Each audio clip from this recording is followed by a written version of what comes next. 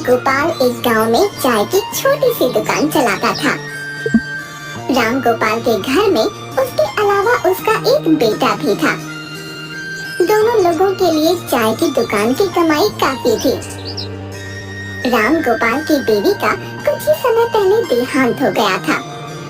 उसके बाद से अपने बेटे राजू की परवरिश की जिम्मेदारी राम गोपाल पर ही आ गई थी। दोनों बाप बेटा शांति का जीवन बिता रहे थे। राजू 9वीं कक्षा में पढ़ रहा था और पढ़ाई में बहुत तेज था। बस इसी तरह उन लोगों का जीवन बीत रहा था कि तभी गांव में राम गोपाल की दुकान के पास एक नई चाय की दुकान खुल गई। पास के गांव से मनोज नाम का एक व्यक्ति उस गांव में आया और उसने ये नई चाय की दुकान खोली।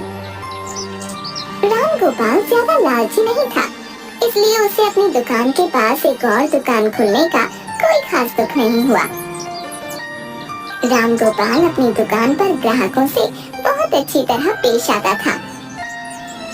एक दिन राम गोपाल की दुकान पर गांव का एक व्यक्ति आया और बोला, अरे राम गोपाल भैया, ये जो नई दुकान खुली है, क्या तुम इस व्यक्ति को जानते हो? हमारे गांव का तो नहीं लगता। नहीं भैया, मैं तो इसे नहीं जानता। मैंने भी इसे पहली बार ही यहाँ देखा है। शायद पास के किसी गांव से यहाँ आया होगा। इस पर वह व्यक्ति बोला, पर भैया, उसने तो तुम्हारी दुकान के साथ ही चाय की दुकान खोल ली है। अब तुम्हारी बिक्री पर इससे फर्क पड़ेगा? देखो भैया, भगवान की कृपा से मेरी दुकान गांव में बहुत पुरानी है और काफी लोग मुझे जानते भी तो हैं। मेरा गुजारा तो ठीक ही चल रहा है। अब बाकी जिसकी किस्मत में जो है उसे मिलने से कोई रोक नहीं सकता। मेरी किस्मत का जितना काम और पैसा होगा वो तो मुझे मिल ही जाएगा, इसलिए चिंता किस बात की। राम गोपाल इसी तरह खुश रहा करता था और किसी चीज की ज्यादा चिंता नहीं करता था। कुछ दिन बीतने के बाद मनोज की दुकान पर ग्राहकों का आना शुरू हो गया। मनोज थोड़ा चालाक व्यक्ति था। उसकी दुकान पर जो भी पहली बार आता, उसे वह चाय मुफ्त में पिलाता था। अरे गांव के लोगों, मेरी दुकान पर जो भी पहली बार आएगा उसे मैं चाय मुफ्त में दूंगा। यदि आपको चाय अच्छी लगे तो आप दोबारा मेरी दुकान पर आइएगा। इस तरह लोगों को रिझाने के लिए वो तरह तरह के तरीके अपनाता रहता था। उसने अपनी दुकान पर शहर से लाकर कुछ खाने पीने की नई नई चीजें भी रखी हुई थीं, जिससे कि गांव के लोग आकर्षित होकर उसकी दुकान पर आते थे। मनोज की दुकान में लोगों को कुछ अलग तरह का स्वाद आता था और लोग उसकी दुकान पर बार बार आना पसंद करने लगे। मनोज की बिक्री देखते ही देखते बढ़ने लगी और राम गोपाल की दुकान पर ग्राहक कम होने लगे। गांव के लोग आपस में बातें करते, अरे भाई, ये मनोज की दुकान की चाय तो मतलब बहुत ही बढ़िया है। मन करता है कि रोज ही उसकी दुकान पर जाकर चाय पिया करे भैया। है? हाँ भैया, बिल्कुल सही कह रहे हो। इसकी दुकान पर आकर चाय ना पी ली जाए तब तक मन नहीं मानता भैया। गांव में सभी लोगों को इसकी चाय बहुत पसंद आ रही है, तभी तो देखो इसकी बिक्री दिनों दिन बढ़ती जा रही है। मनोज की दुकान से जो लोग भी चाय पीते थे वो उसी की दुकान पर चाय पीना पसंद करते, क्योंकि उसकी दुकान की चाय का स्वाद लोगों को बहुत अच्छा लगता था।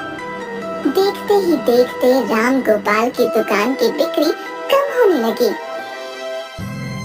अब राम गोपाल को चिंता सताने लगी कि यदि ऐसे ही चलता रहा तो उसका घर चलाना भी मुश्किल हो जाएगा। आखिर घर खर्च के पैसे और बेटे की पढ़ाई का खर्च आएगा कहाँ से?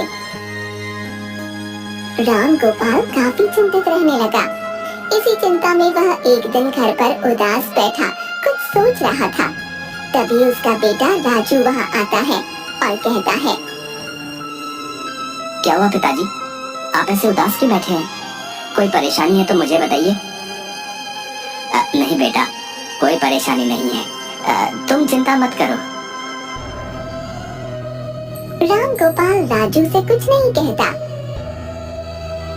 परंतु कुछ दिन बीत जाने के बाद गांव के एक व्यक्ति से राजू को पता चलता है कि उसके पिताजी की दुकान के पास है एक नई चाय की दुकान, जिसकी वजह से उन लोगों की दुकान की बिक्री बिल्कुल कम हो गई है। अब राजू समझ जाता है कि उसके पिताजी क्यों परेशान थे। राजू काफी समझदार लड़का था, वह काफी सोचता है। आखिर पिताजी कितने सालों से चाय बना रहे हैं और उनकी बनाई हुई चाय तो सभी को पसंद भी आती है। उनकी दुकान अच्छी खासी चल रही थी, फिर ऐसा क्या है नई चाय की दुकान में जो सभी लोग वही चाय पीना पसंद करते हैं। तब राजू ठान लेता है कि वह अपने पिताजी की यह परेशानी जरूर दूर करेगा। मनोज की चाय की दुकान पर काफी भीड़ लगी हुई थी। राजू वहां आकर गौर से ग्राहकों को चाय पीते हुए देखता है और सोचता है, सब लोग तो बहुत मजे लेकर चाय पी रहे हैं, आखिर इसकी दुकान की चाय में ऐसी क्या बात है। इस दुकान पर चाय में लोगों को कुछ ऐसा स्वाद मिल रहा है जिससे कि इसकी दुकान इतनी चल रही है। मुझे पता लगाना होगा कि इसकी चाय में क्या खास बात है। राजू खिड़की से छुपकर मनोज को चाय बनाते हुए देखता है। राजू बहुत गौर से मनोज को देख रहा था। उसने चाय में सारी वही चीजें डाली जो कि हर जगह चाय में डलती हैं। परंतु आखिर में उसने नीचे से एक हरा डिब्बा निकालकर उसमें से कुछ पाउडर सा चाय में डाला और वो डब्बा छुपाकर नीचे ही रख दिया। ये सब देखकर राजू को कुछ अटपटा सा लगा। वो मन ही मन सोचने लगा, यदि सारी सामग्री ऊपर खुले में रखी हुई है तो फिर इसने हरे डिब्बे को नीचे छुपा कर क्यों रखा हुआ है। जरूर दाल में कुछ काला है। राजू वहाँ से निकलकर अपने घर आ जाता है और इस घटना के बारे में काफी सोचता है।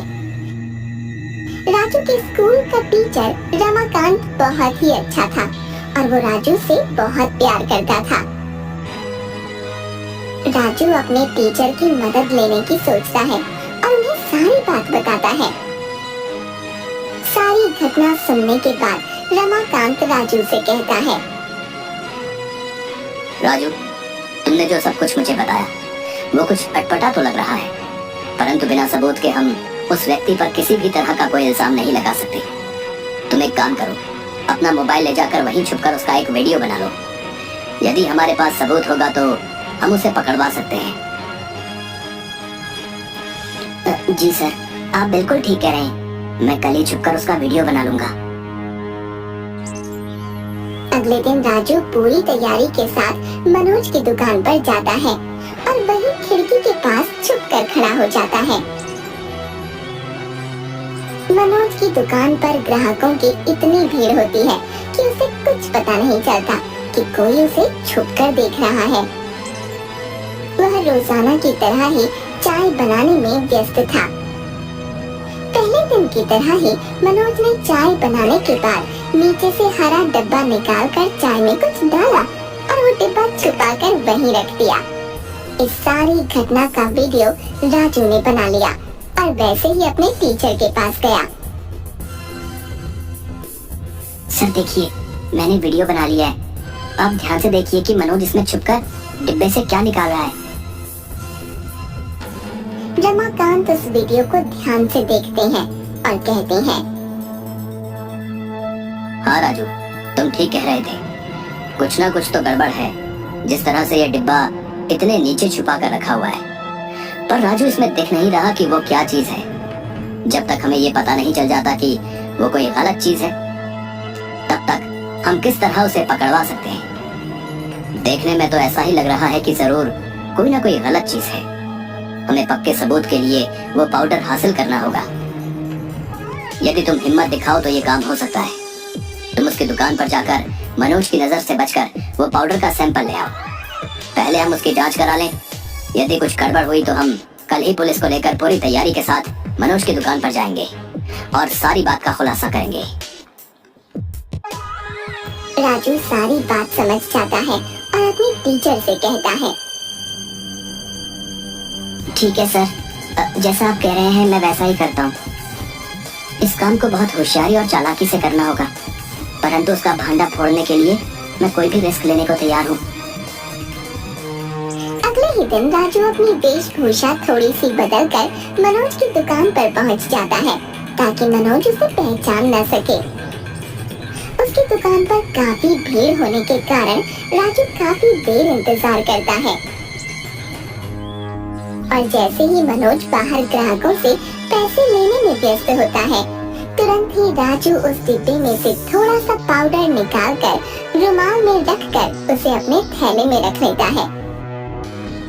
मनोज को किसी तरह का कोई शक नहीं होता। राजू का काम हो गया और वो तुरंत वहाँ से निकलकर अपने टीचर के पास जाता है और उन्हें वह पाउडर दे देता है।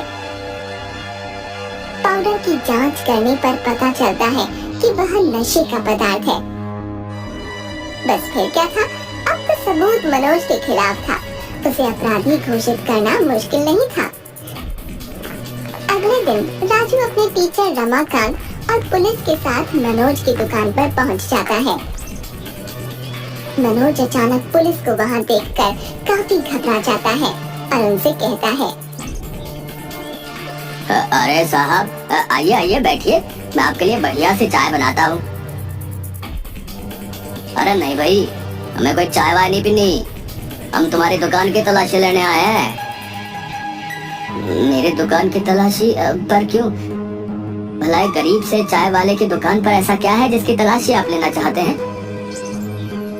अरे तुम यहाँ से बाहर निकलो, अभी सब पता चल जाएगा। राजू के बताए अनुसार पुलिस वाले उस जगह की हर चीज की तलाशी लेने लगते हैं और जैसा कि वीडियो में रिकॉर्ड हुआ था, वहाँ एक हरा डब्बा मिल जाता है। पुलिस वाले जैसे ही उस डब्बे को खोलते हैं, उसमें एक सफेद पाउडर मिलता है।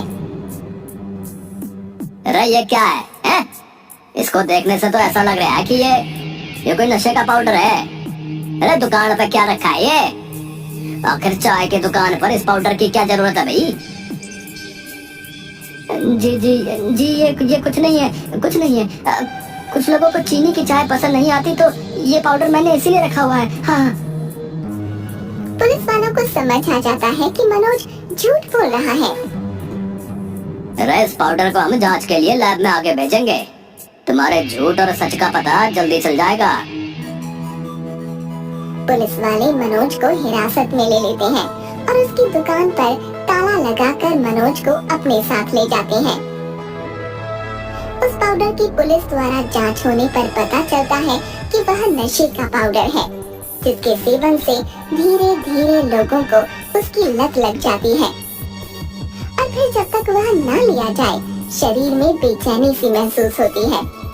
पुलिस वाला रमाकांत और राजू से कहता है, ये नशे का पाउडर मनोज शहर से खरीद कर लाता था और जानबूझकर अपनी चाय में डालता था ताकि लोगों को इसकी लत लग जाए। शुरू में इसके कोई नुकसान पता नहीं चलते, परंतु धीरे धीरे शरीर को इसकी लत लग जाती है। मनोज ने अपनी चाय की दुकान चलाने के लिए, अपनी बिक्री बढ़ाने के लिए लोगों की जिंदगियों से ये खिलवाड़ किया। उसको तो अब जेल होगी। पुलिस वाला रमाकांत और राजू का शुक्रिया अदा करता है और उनसे कहता है कि भाई तुम लोगों ने बहुत ही समझदारी और होशियारी से काम लिया, जिससे कि गांव वालों की जान बच पाई। यदि समय रहते ही ये सब न रोका गया होता ना, तो सभी गांव वालों को इस नशे की लत लग जाती भाई। रमाकांत राजू को बहुत शाबाशी देता है और उससे कहता है, तुमने बहुत ही बहादुरी और समझदारी का परिचय दिया और गांव वालों को इस शहर से बचा लिया। गांव वाले भी राजू और रमाकांत का बहुत शुक्रिया अदा करते हैं कि सही समय पर उन्होंने मनोज की पोल खोलकर गांव वालों को बचा लिया। अब राम गोपाल की दुकान दोबारा चलने लगती है और राजू भी बहुत खुश हो जाता है कि उसने अपने पिताजी की बहुत बड़ी परेशानी को दूर कर दिया और गांव वालों को भी बचा लिया।